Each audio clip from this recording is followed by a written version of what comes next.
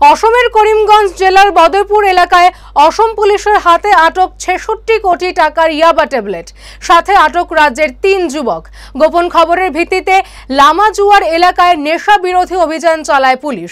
অভিযান চলাকালীন সময় একটি গাড়িতে তল্লাশি চালিয়ে গাড়িতে লুকিয়ে থাকা ২,২০,০০০ ইয়াবা ট্যাবলেট উদ্ধার করে অসম পুলিশ। সাথে আটক করা হয় গাড়িতে থাকা ৩ নেশা পাচারকারীকে। ধৃতরা যথাক্রমে খায়রুল হোসেন, মামুন মিয়া ও নবীন হোসেন। উভয়ের বাড়ি ত্রিপুরা রাজ্যে বলে জানিয়েছেন অসম পুলিশ। তবে তদন্তের স্বার্থে ধৃতদের বাড়ির ঠিকানা প্রকাশ করেনি পুলিশ। পুলিশ জানিয়েছে উদ্ধারকৃত ইয়াবা ট্যাবলেটের কালোবাজারি মূল্য আনুমানিক ৬৬ কোটি টাকা। অভিযান চলি আছে, বিশেষকৈ যোৱা প্ৰায় ২.৫ বছৰে হৈ গ'ল। ২.৫ বছৰ ড্ৰাগছৰ অভিযান খুব তীব্ৰভাৱে চলি আছে আৰু চলি থাকিব। কিন্তু কথা হ'ল কি যে ড্ৰাগছৰ ব্যৱসায়টো এনেকুৱা আৰু ড্ৰাগছ আসক্ত লোকৰ সংখ্যাও আছে, সেইখিনিও কৰিব লাগিব। যি নহওক বিভিন্ন কাৰণত ড্ৰাগছ আনিবলৈ চেষ্টা এটা কৰি থাকে।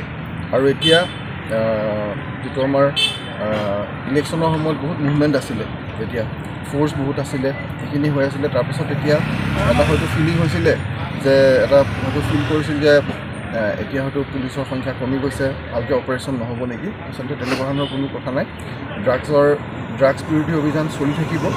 আৰু এটা খবৰ পোৱা গৈছিলে যে এটা পুলিচ কনচাইনমেণ্ট আহিব, বাকী কেইবাদিনো ওপৰত কাম চলি আছিলে। এই কনচাইনমেণ্টটো আজি ইয়াত ২,২০,০০০ ইয়াবা ট্যাবলেট চিজ কৰা হৈছে। ৩টা মানুহ এৰেষ্ট কৰা হৈছে। এইখিনি মিজোৰামৰ পৰা আহিছে।